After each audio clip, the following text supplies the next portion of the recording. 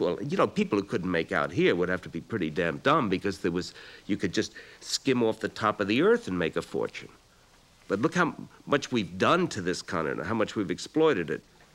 If we had environmental impact statements in the post-Civil War period, I can just hear the howls that would have gone up on the part of some Americans had they said, well, we're going to go into the Great Plains of the Middle West and we're going to get rid of the 60 million buffalo and we're going to open it up for farming and we're going to spray it with chemicals. And, you know, people would have said you're out of, some people would have said you're crazy, others would have said, hey man, let's go.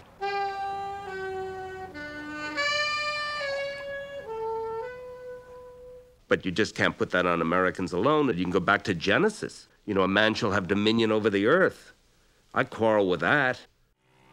The whole power plant case broke open in 1963 when Consolidated Edison announced it was going to build a pump storage plant at Storm King Mountain. That is a plant that would suck water uphill, store it in a giant bathtub or reservoir, and then when power was generated, release it down through the same tunnel through which it had passed, only this time it would turn turbines to make peak demand.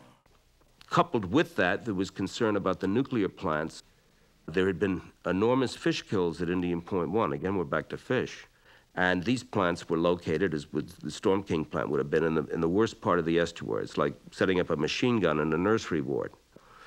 The fight went on for 17 years. It was finally resolved after 20 months of negotiations.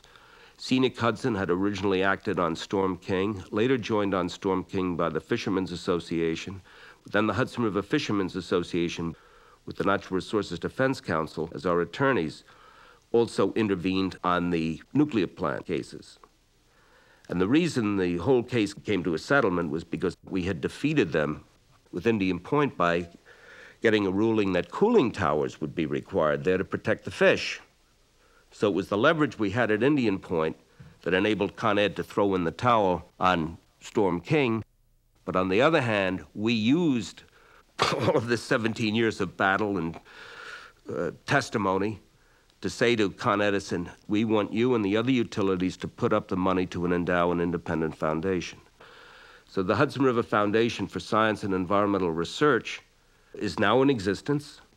So it's about $20 million right now.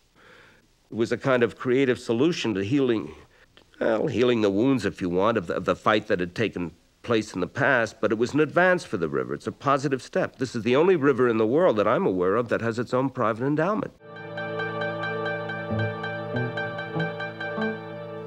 And it's amazing that, you know, it's as though humanity is speeding along, and we're always about ready to do ourselves in. It's as though we were in a racing car going toward the edge of the cliff, but the edge of the cliff seems to keep moving. It's kind of a trick movie scene. I mean, you know, the Hudson River almost went over. Well, we almost crashed with the river, but we didn't. And we just seem to learn things in time enough to say, hey, let's change. But there's so much to learn.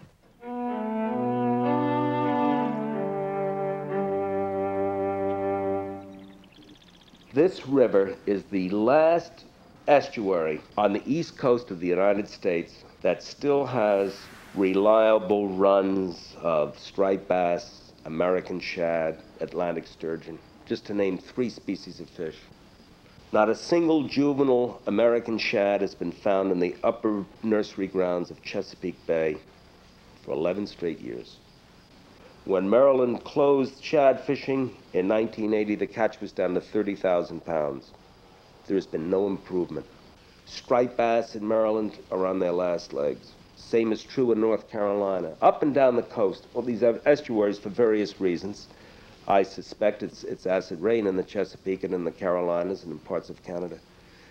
These estuaries are being devastated. This is the last numbered Swiss bank account for the coastal environment. You don't sacrifice this.